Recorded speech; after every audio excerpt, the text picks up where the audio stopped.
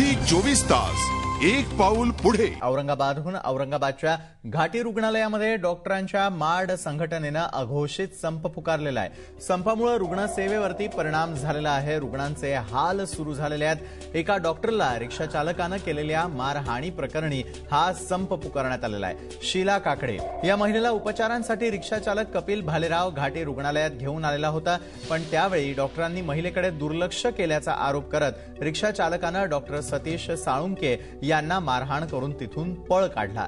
त्यानंतर सर्व डॉक्टर्सनी या रिक्षा चालकाला शोधून मारहाण केली। या संपूर्ण घटनेनंतर घाटीच्या सर्व डॉक्टर्सनी अघोषित संप पुकारलेला आहे। इतर डॉक्टर्सनाही काम करायला माडच्या डॉक्टरांनी बंदी घातलेली आहे। दरम्यान डॉक्टर्सची घाटीच्या डीन सोबत बैठक सुरू आहे।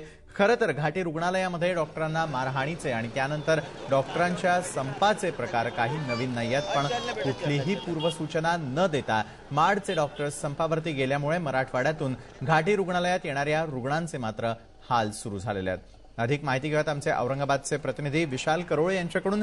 विशाल, डॉक्टरांचा अघोषित संप या ठिकाणी झालेला आहे। काय नेमकं असं मोठं कारण घडलं आणि त्याचा रुग्णसेवेवरती काय परिणाम होतोय?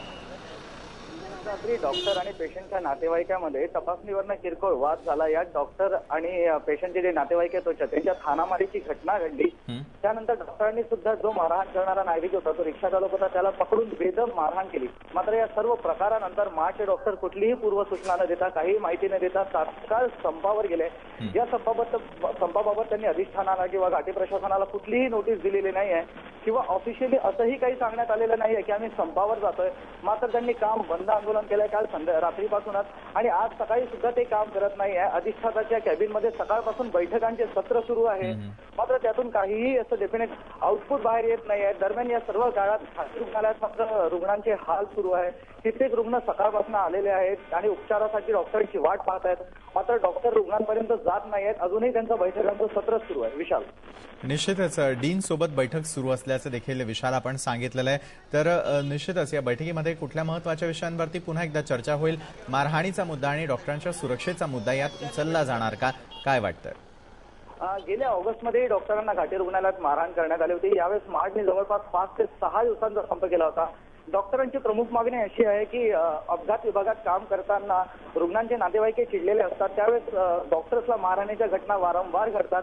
तर अपघात विभागात आणि इंटेन्सिव्ह केअर युनिट या सगळ्या विभागात डॉक्टरांना जास्तीची सुरक्षा देण्यात यावी अशी डॉक्टरांची मागणी आहे। त्यासोबत घाटीत असणारे पोलीसही ज्यावेळेस रुग्ण डॉक्टर्सना मारतात तेव्हा हस्तक्षेप करत नाही असाही डॉक्टरांचा आरोप आहे। त्यामुळे तिथे सुरक्षा जास्त तैनात करण्यात यावी आणि पोलीसही तिथे तैनात करावे अशी डॉक्टरांची गेल्या कित्येक दिवसांपासून मागणी आहे। मात्र ही मागणी पूर्ण होत नाहीये, त्यामुळे डॉक्टरांना मारण्याच्या वारंवार घटना घडत आहेत आणि कालची घटना त्याचाच प्रतीक आहे। त्यामुळे आम्ही संपावर गेल्याचं डॉक्टर म्हणतात। खरंय, डॉक्टर आणि रुग्ण यांच्यामधला वाद आता पुन्हा एकदा उफाळताना दिसून येतोय। मात्र लवकरात लवकर ज्या प्रकारच्या सेवा रुग्णांसाठी महत्त्वाच्या आहेत त्या लवकरात लवकर उपलब्ध व्हाव्या इतकीच आशा आहे। धन्यवाद विशाल दिलेल्या सविस्तर माहितीसाठी। औरंगाबादच्या घाटी रुग्णालयामध्ये डॉक्टरांच्या माड संघटनेनं अघोषित संप पुकारलेला आहे, त्याचा परिणाम रुग्णसेवेवरती जाणवून येतोय। झी 24 तास एक पाऊल पुढे।